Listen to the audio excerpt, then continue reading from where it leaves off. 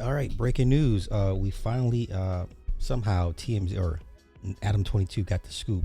The alleged person that stabbed Tory Lanez, in his words, tells what led up to him basically going after Tory Lanez.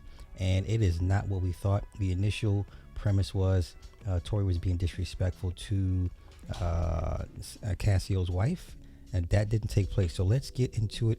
And this is in this guy's own words what took place between him and Tory Lanez. Let's go. Took place between you and Tory Lanez that day that you stabbed him allegedly. Okay. That day? Nothing much took place that day. Everything led up to that day, but that day I just came out in the morning to Cal, good morning, and I told him what's up. Give him a little fist bump, asked him if everything is good. We had a little situation the night before and the day before. So what was the situation the night before and the day before? So I heard some rumors that he was trying to put money on my head. Wow. Interesting. Let's continue. He felt uncomfortable living next to him. Said I was a threat. So I confronted him. And then I found out the same thing. He tried to put money on my head, so he said I put money on his head. We had a little discussion or whatever. So the next morning, that night, he said some shit. All kinds of crazy. So the next morning, I came out to see if everything was good. His mom talked to him. He said, yeah. So I was going back into my cell. And when I looked back, instead of going to cell, he was walking towards my door. He stood in front of my cell, looked at his boys, made his little smirk. And when he showed me what he had and something in his pocket, I just rushed him. Wait, so now we get it. Tory is a braggart. He is extremely cocky, arrogant. That can be off-putting at times. But so Santino is saying they both put money on each other's heads. But Tory did it first because he didn't feel comfortable living next to Santino. Santino's a lifer. Santino doesn't have to go in. Listen, California politics, you're next to a lifer. He doesn't leave, you leave. He's not going anywhere. He's a lifer. You understand? Now, so they talked it out the next day and everything's cool, but then Tory somehow flashes his bone crusher in front of Santino to kind of let him know what time it was. This does not make sense. Let's continue. What do you have in his pocket? I just rushed him. What he showed me looked to me like I believed it could be a weapon at the time. So I rushed him and I just snatched him. I just took advantage of him. He was weak. I just threw him all over and I just kept slamming him and stabbing him. And were you trying to kill him? No, not at all. But I felt like it was a weapon. I felt threatened. And he stabbed him 14 times. I wasn't trying to kill him. Let's continue. And when I felt like a sting in my leg, I felt like, oh, he stabbed me. So I moved back and I kept stabbing more. And I seen that he threw something. So I was like, what the is that?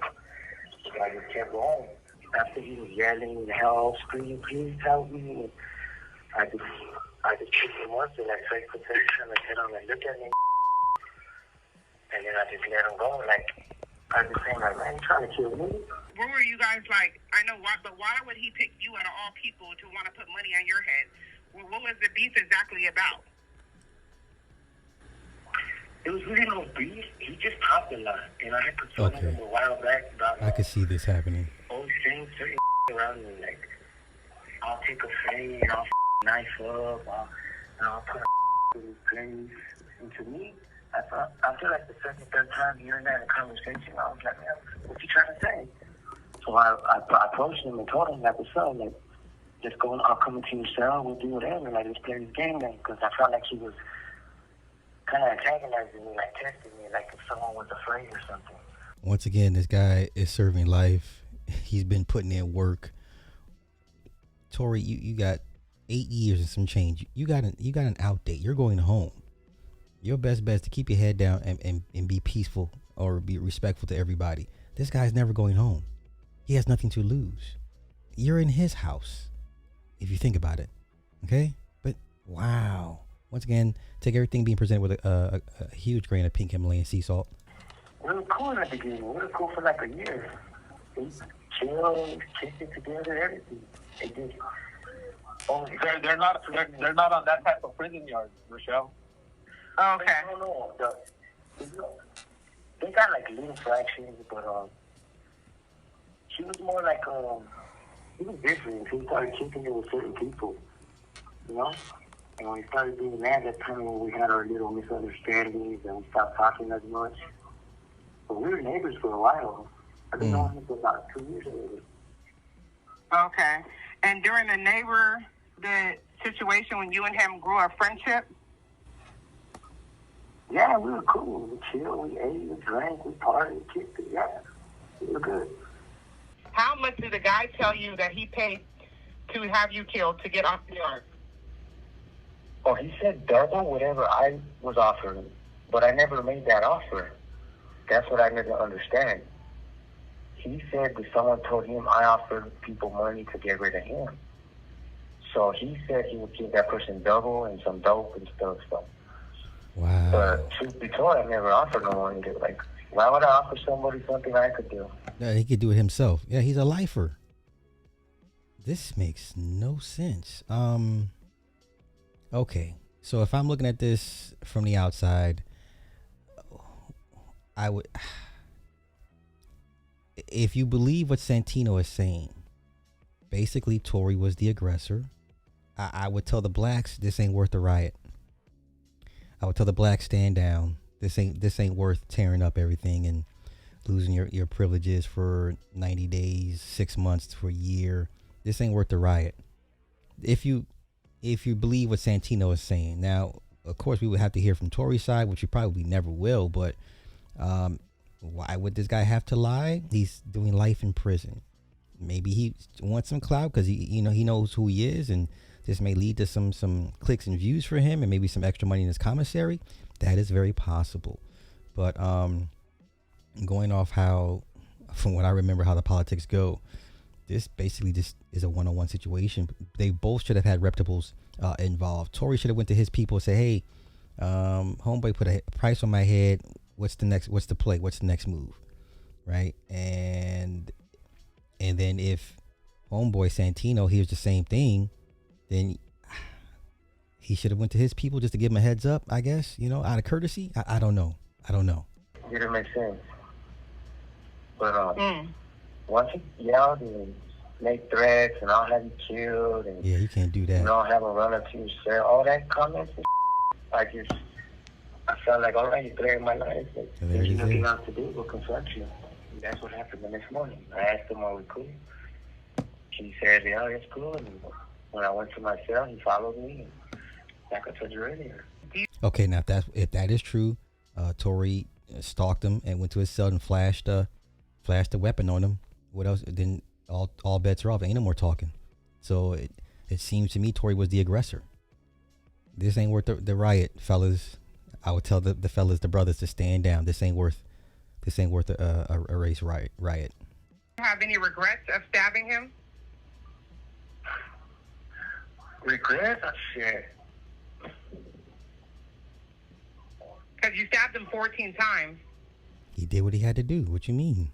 If someone threatens you, you pick a number to stop? Like, we're gonna do more than neutralize the threat. Yeah. I know that. I wish I could do certain things over, but at the end of the day, I felt like he threatened my life. Yeah, I can't. So it actually felt necessary to me at the time, like the whole, in the moment, him coming to my cells, grabbing me, talking like, I felt like, it's fit. So I can't say I regret taking a stand for myself. No, not at all. I feel remorseful in a sense because it really didn't have to go that far, but he made his decisions and I made mine.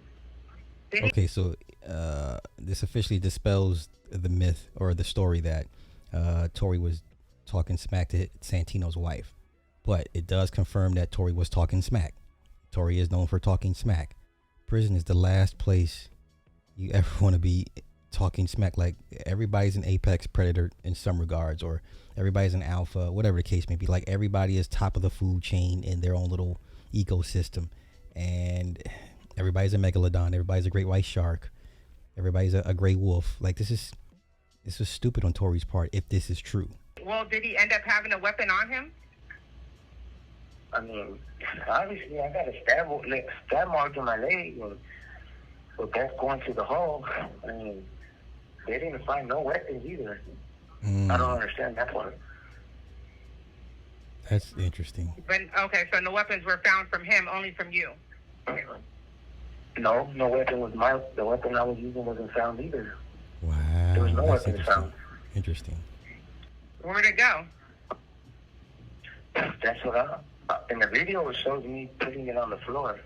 So he's seen the video of him in his eyes defending himself, because that's what they're doing. They're in SSIS, like Special Investigative Unit, prison unit comes in. They're like CIS for prisons.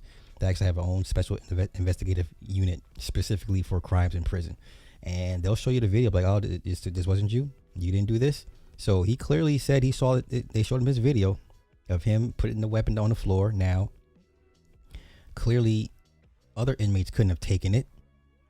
So that means only the COs have taken it, and somehow it got misplaced, discarded. And if that is the case, then at who authorized the disappearance of said weapons? Because now you're kind of gonna gut your prosecution case against Santino. Yeah, we have him on video stabbing a guy. Okay, cool. Yeah, he did it. Okay, but where's the weapon? Well, why is the weapon not recovered? So this is odd. So you guys want to put on your aluminium head scarves and kufis and head wraps and do-rags? This is the time. That's what they were asking me. I don't know. Nobody was around. It was just me and him on the tier. There wasn't no day room. Nobody was standing next to us. It was just me and him. And who saved him? I let him go. I picked him up. I told him, like, look at me. He looked at me, and then I just slammed him on the floor and kind of kicked the back of his butt with my foot, like pushed him, let him run away. Wow. And did he run away, or did he crawl away, or how did he get away? He ran, screaming. He knows. He knows. Okay, take everything I presented with a grain of salt. Do you believe this guy doing life? Is this guy doing life chasing clout, clicks, and views, or this is what technically really was the story? What really happened? Of course, we would love to hear from Tory. That's not going to happen. So this is all we have to go off of. I would say take everything with a grain of salt, but it's kind of I would be hard pressed to call this guy a liar per se. Embellish, sure. A liar, I don't think so. All right, have a good one. Peace.